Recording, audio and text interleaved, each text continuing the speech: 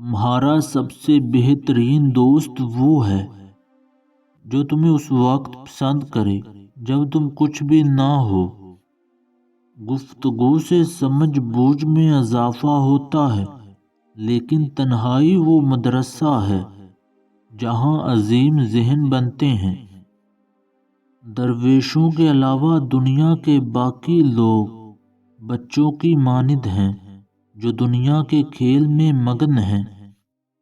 اپنے روح کا سودا کسی بھی چیز کے ساتھ مت کریں۔ یہ وہ چیز ہے جو تم اس دنیا میں لے کر آئے ہو اور صرف اسے ہی واپس لے کر جاؤ گے۔ وفا ایک ایسا دریا ہے جو کبھی بھی خشک نہیں ہوتا۔ چہرے کی خوبصورتی دل کی خوبصورتی سے زیادہ گہری نسبت رکھتی ہے۔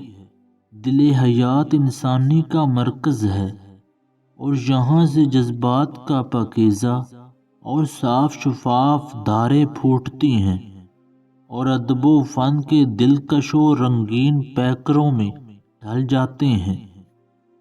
اللہ جب کسی بدبخت کو دکھ دینا چاہے تو وہ بدقسمت اور ناشکری کا رستہ اختیار کرتا ہے۔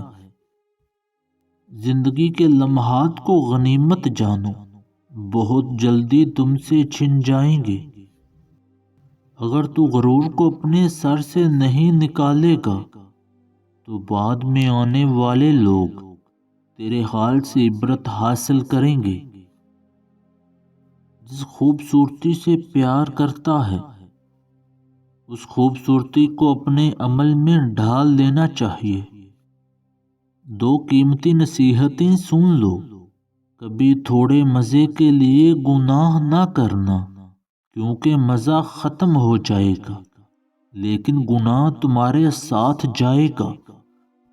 تمہارے خیال میں اگر کوئی راتوں رات امیر ہو گیا ہے تو دوبارہ غور سے دیکھو، ایسا بالکل بھی نہیں۔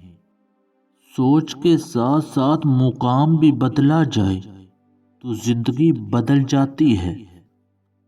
ٹھیک ہے، زندگی ایک ہی ہوتی ہے، خوبصورت انداز سے گزاریں، لیکن اللہ تعالی کی رضا کو مد نظر رکھتے ہوئے گزاریں۔